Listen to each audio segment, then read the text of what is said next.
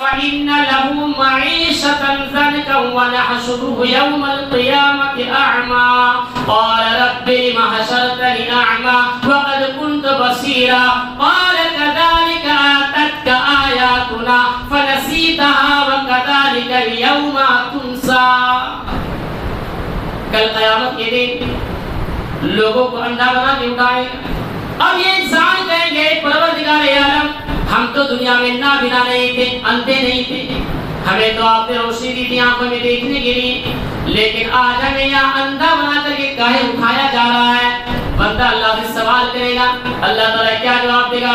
قال كذلك آتتك آیاتنا, ہاں اے میرے بندو تمہارے ساتھ ایسا ہونا چاہیے جب ہماری آیتیں ہمارے پیغام جب تمہارے سامنے پیش کیا جاتا تھا. قال كذلك آتتك آیاتنا, جب ہماری آیتوں کی تلاوت ہوتی تھی اور تمہارے سامنے بیان کیا جاتا تھا تو تم نے اس آیت کو ایک کان سے سننے کے بعد دوسری کان سے نکال دیا کرتا تھا اور عمل کرنے کی کوششیں نہیں کی تھی. تو جس طرح تم نے دنیا میں بھلا دیا ہے, جاؤ وَكَذَلِكَ الْيَوْمَ تُنْسَى, آج میدان محشر میں ہم تجھے بھلا دیتے ہیں. میرے بھائیو ذرا غور کرو, دنیا میں اگر ہمارا دوست ہمیں چھوڑ رہا ہے, ہمارے اعضاء و اقارب ہمیں بھول رہے ہیں, یہ دنیا کٹ سکتی ہے, ایک دوسرے کا سہارا نہ ملے تب بھی ہمیں کوئی فرق پڑنے والا نہیں ہے. لیکن برزخ کی زندگی, میدان محشر کی زندگی بڑا پرخطر زندگی ہوگا.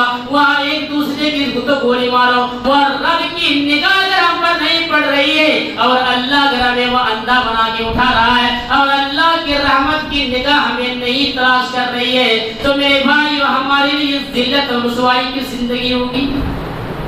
اس سے بڑی رسوائی کیا ہونے والی ہے.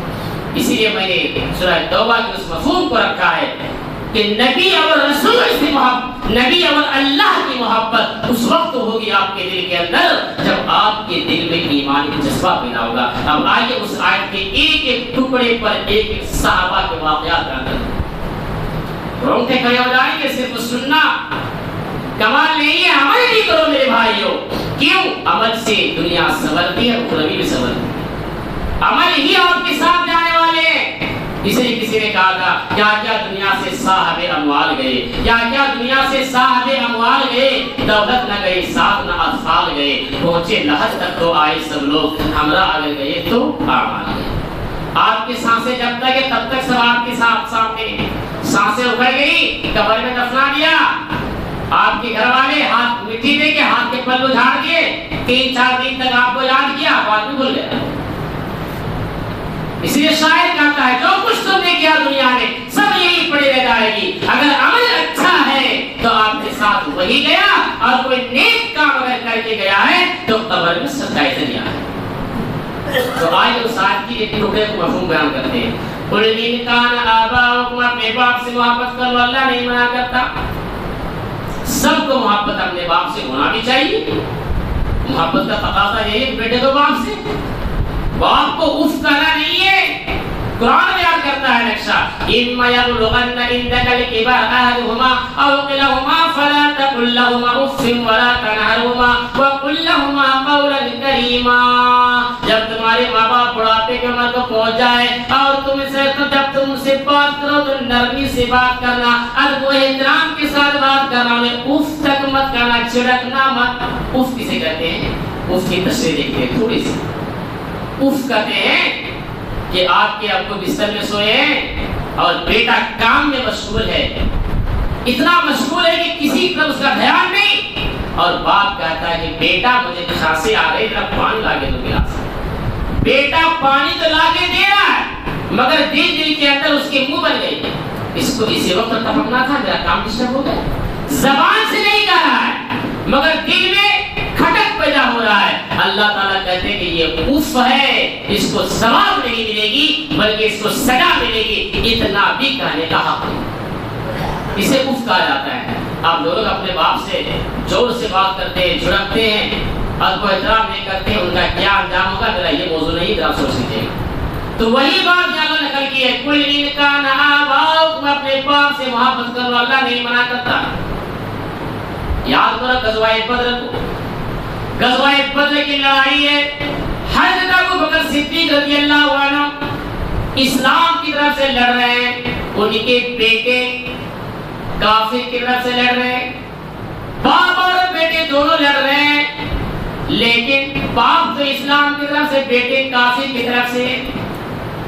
ایک مرتبہ غزوہ بدر کے میدان میں ان کا باپ تلوار کے نیچے آ جاتا ہے، بیٹا نے جیسے تلوار چلانی چاہیے اور ہاتھ کھینچ لیتا ہے، چہرہ سامنے باپ کا آ جاتا ہے، ایک بار نہیں بلکہ کئی ایک بار یہ منظر ہوتا ہے۔ آخرکار غزوہ بدر میں مسلمانوں کو کامیابی ملی، کچھ دن کے بعد ان کا بیٹا اسلام میں آ جاتا ہے، دونوں باپ بیٹے دسترخوان پہ بیٹھے ہیں کھانا کھانے کے لیے، اور بیٹے نے غزوہ بدر کے میدان کی لڑائی کی باتیں چھیڑ دی، کہا کہ ابو جان اس منظر کو ذرا یاد کرو، غزوہ بدر کے میدان میں آپ تو اسلام کی طرف سے تھے اور میں کافر کی طرف سے لڑ رہا تھا، ابو جان ایک بار نہیں کئی ایک بار آپ میرے تلوار کے نیچے آ جاتے تھے، لیکن میں نے جیسے تلوار چلا رہا تھا تیرا چہرہ میرے سامنے آ جاتا اور میں سوچتا کہ بیٹے کے ہاتھ میں باپ قتل ہو جائے گا، اس لیے میں نے قتل نہیں کیا ہے۔ باپ نے کیا جواب دیا ہے؟ ہم جیسے مسلمانوں کے چہرے کو تھپڑ مار رہا ہے، وہ اپنے باپ اور اولاد کے باپ بننے والوں ذرا سوچو اس مسئلے کو، ابو بکر صدیق رضی اللہ عنہ کیا جواب دیتے ہیں؟ اے میرے بیٹے تم نے غور کیا ہے، تم نے احساس کیا ہے کہ آخرکار تمہاری تلوار کے نیچے ایک بار نہیں کئی بار میں ہی کیوں آ جاتا ہوں؟ تم نے کبھی غور کیا ہے؟ کہا کہ نہیں، کہا کہ اے میرے بیٹے میں تمہارے تلوار کے نیچے اس لیے آ رہا تھا کہ میری نگاہیں تجھے تلاش کر رہی تھی، میری نگاہیں تجھے ڈھونڈ رہی تھی۔ اگر غزوہ بدر کے میدان میں اگر تم میرے تلوار کے نیچے آ گیا ہوتا تو میں یہ نہیں سوچتا کہ یہ ابو بکر کا بیٹا ہے، بلکہ میں نبی کا دشمن سمجھ کر کے تلوار تمہاری گردن پہ چلا دیا ہوتا۔ ایسا باپ کہاں ہے؟ ایسی اولاد کہاں ہے؟ آج تو ہم وہ باپ ہیں جب ہمارے بیٹے ہماری بیٹیاں جب کالج میں پڑھتی ہیں تو باپ اپنے بیٹے اور بیٹی کو اینڈرائیڈ کی بڑی بڑی موبائلیں پکڑا دیتے ہیں، جو سیکھنے کا جڑ ہے۔ بیٹی کے پاس بھی دیکھو تو بڑی موبائل، بیٹی کے پاس بھی بڑی موبائل۔ اب سنو ذرا اس منظر کو، یہ حقیقی واقعہ ہے، کیا کیا برائی ہو رہی ہے ماں باپ کو نہیں پتا، اور ہماری لڑکیاں غیروں سے بھاگ کر کے مرتد بن رہا ہے۔ جا رہے آپ بھی جانتے بہتر، ہو رہا ہے واقعات ایسے۔ اس راستے میں اتارنے والا کون؟ گناہوں کے جراثیم کو پکڑانے والا کون؟ اس کے باپ، اس کے گارجن۔ اس لیے میرے بھائیوں اپنی ذمہ داری کا احساس کرو، یہ بہت بڑی ذمہ داری ہے، اور کل قیامت کے میدان میں اللہ تعالیٰ آپ سے سوال کرے گا۔ کیا ہماری بیٹیاں مریم سے بڑی کے پاک دامن ہو سکتی ہے؟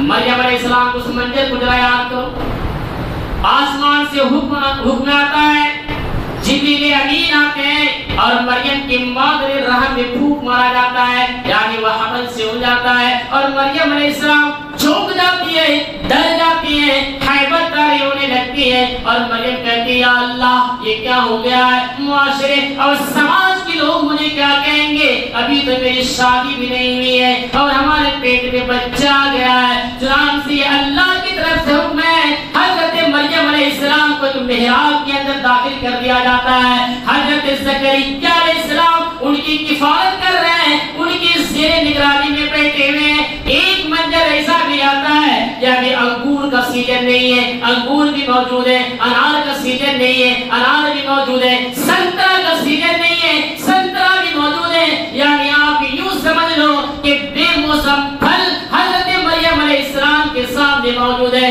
اور حضرت زکریا علیہ السلام کلاس لے رہے ہیں، سوال کر رہے ہیں، اے مریم بتا کہ یہ ساری چیزیں تمہارے پاس کہاں سے آ گئی ہیں؟ اور مریم علیہ السلام چونک جاتی ہے، ڈر جاتی ہے اور رو رہی ہے کہ اے زکریا مجھ پر شک نہ کرو، کسی نوجوان لڑکے سے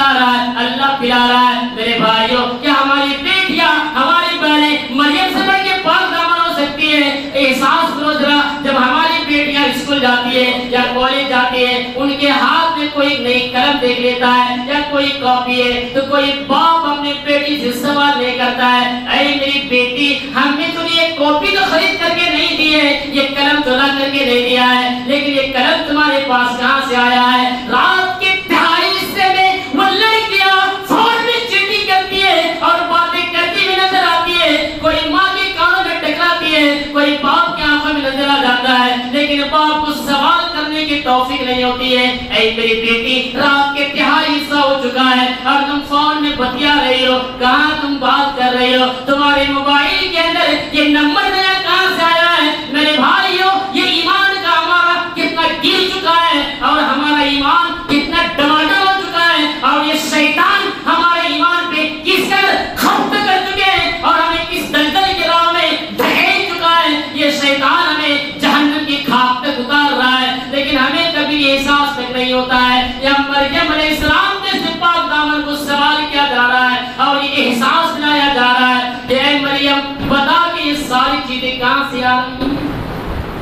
تو وہی بات یہاں اللہ نے نکلتی ہے, قل ان کان آباؤکم و ابناؤکم, سب سے محبت کر لو, اللہ نہیں منع کرتا ہے, مگر جب شریعت کا مسئلہ آ جائے تو وہاں یہ نہیں دیکھا جائے گا کہ یہ میرے رخت جگر ہے, یہ میری بیٹی ہے, میری شریعت کو فالو کیا. اور آگے دیکھتے ہیں, وَإِخْوَانُكُمْ, اپنے بھائیوں سے محبت کرو. سب کو اپنے بھائیوں سے محبت ہے, تو ہونا بھی چاہیے, ہونا بھی چاہیے. لیکن دیکھیے, مصعب بن عمیر اور ربیع بن عمیر دونوں سگے بھائی تھے.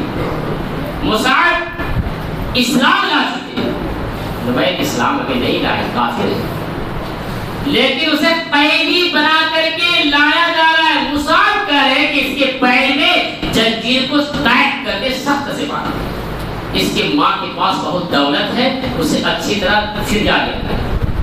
نمائن کہتے ہیں, میرے بھائی کیسی باتیں کر رہے, تو میرا سگا بھائی ہے, ایک ماں کے پیٹ سے دونوں پیدا ہوئے ہیں, تو نے جس ماں کے پستان کا دودھ پیا ہے اسی ماں کے پستان کا دودھ تو میں نے بھی پیا.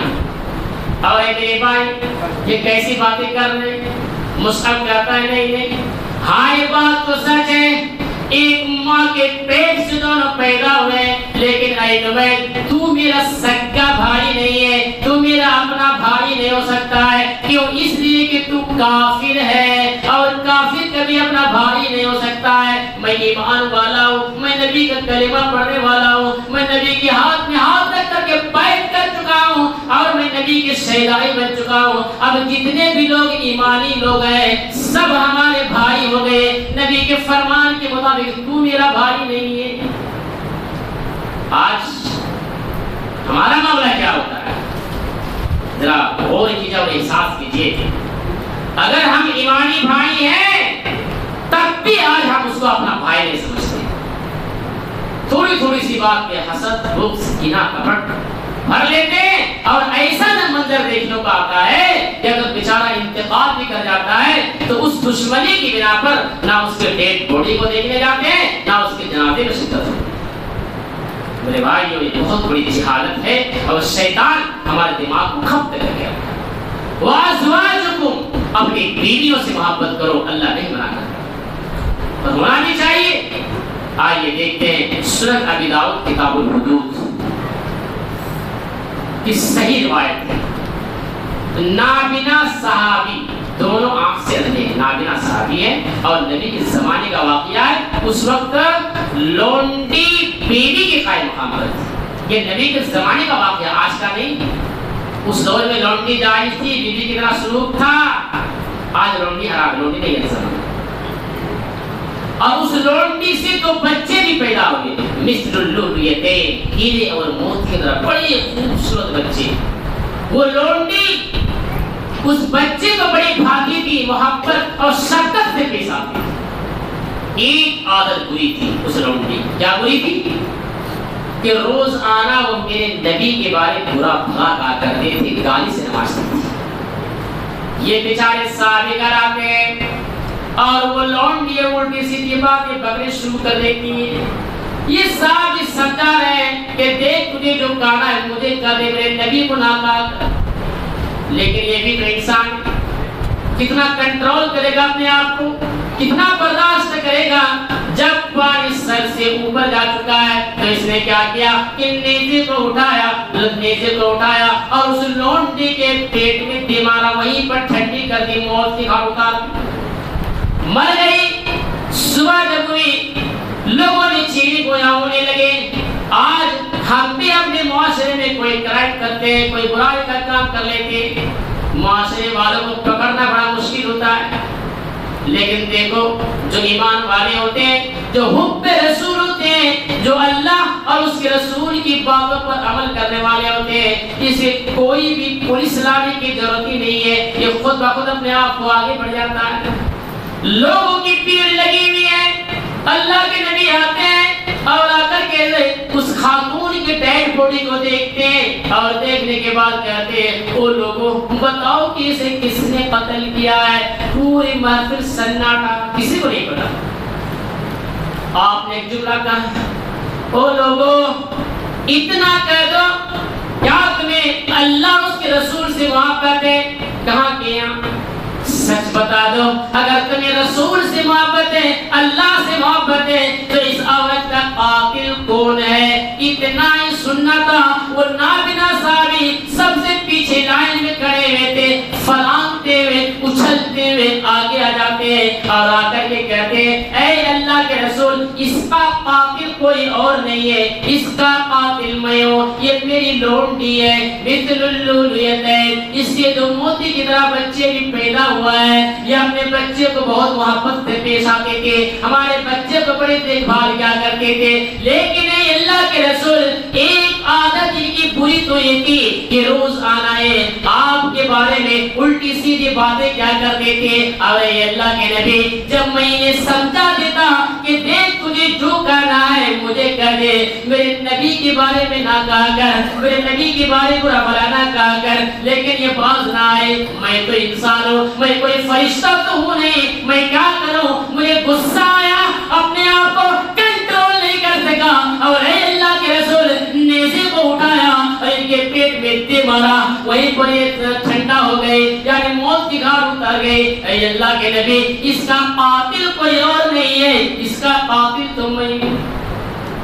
اسی مجمع میں اسی محفل میں میرے نبی اعلان کرتے ہیں او لوگوں گوارانہ کل قیامت کے میدان میں اس عورت کے بدلے میں اس شخص کو کوئی قصاص نہیں لیا جائے گا، کوئی بدلہ نہیں لیا جائے گا.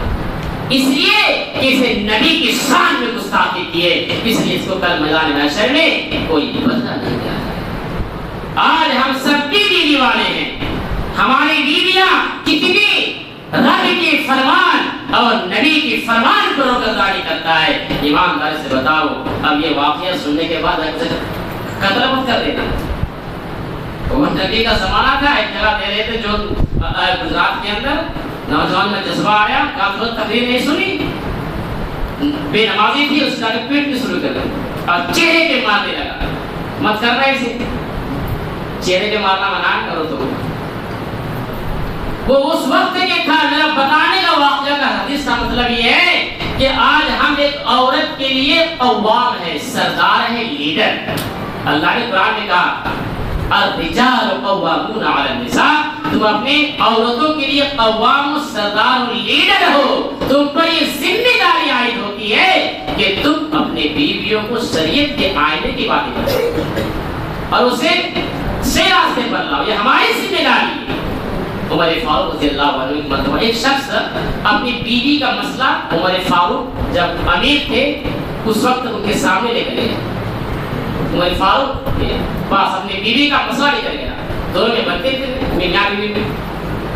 گھر کا دروازہ کھٹکھٹانے سے پہلے کیا دیکھا اس نے کہ عمر فاروق رضی اللہ عنہ کی بیوی عمر فاروق پر برس اور عمر فاروق خاموش کریں. عمر فاروق سے شخصیت کو آپ جانتے ہیں، جس راستے سے گزرتے تھے تو شیطان ہوا چھوڑتا ہوا بھاگتا تھا. اتنے جلالی اور اتنے طاقتور پیغمبر وہ صحابی تھے کہ اس کو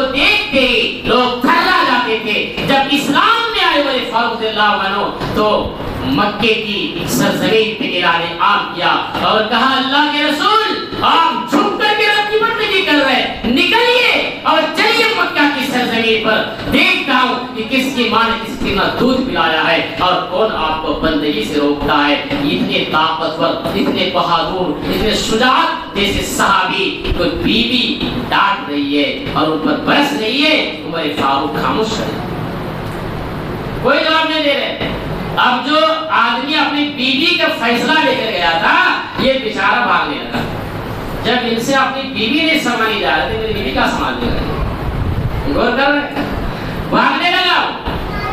عمر فاروق نے گھر کی دروازہ کھولا، دیکھا کہ وہ آئے، اسے آواز لگایا آ جاؤ آ جاؤ، کہا نہیں میرا مسئلہ حل ہو چکا ہے، کہا مسئلہ حل ہو گیا ہے، کہا نہیں آ جاؤ کیا بات ہے۔ وہ ڈرنے لگا، کانپنے لگا، کہا امیر المومنین میں اپنی بیوی کا مسئلہ لے کے آپ کے پاس آیا تھا، میری بیوی سے میری نہیں بن رہی، میری بیوی سے یہ مسئلہ لے کر کے آیا تھا، لیکن امیر المومنین جب میں نے آپ کے گھر کا یہ منظر دیکھا ہے تو میرے مسئلہ کو میں بھول گیا ہوں اور میں سوچا ہوں کہ جب آپ سے اب آپ کی بیوی نہیں سنبھالی جا رہی ہے پھر آپ میرے گھر کا مسئلہ کیسے حل کریں گے۔ اس لیے میں سوچ کے جا رہا تھا، سنو کیا نصیحت کرتے ہیں، کیا پیغام دیتے ہیں، کیا میسیج دیتے ہیں، اور ہم جیسے مردوں کے لیے اور ان عورتوں کے لیے جن کے شوہر اور بیوی اگر نہیں بھی بنتے تو میرے بھائی اس مسئلے کو دل میں رکھ لو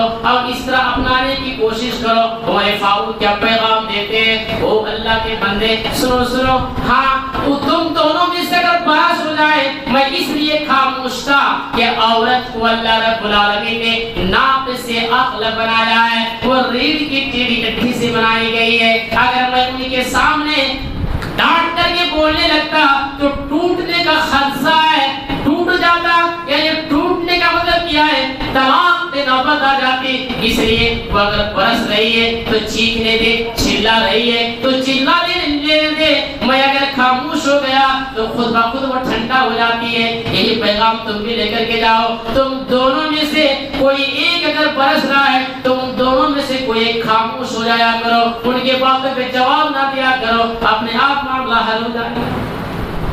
کتنا آسان پیغام دیا، لیکن آج کل ایسا کہاں ہے، اگر عورت بھی برسنے لگے تو مرد سوچے گا میں تجھے کھلا رہا ہوں پلا رہا ہوں اور تم مجھ پر آنکھیں دکھا رہی ہے، یہی سے باتیں بگڑنے سے ہو جاتی ہیں۔ اس لیے کسی ایک کو تو خاموش ہونا پڑے گا ورنہ ٹوٹنے کی نوبت آ جاتی ہے۔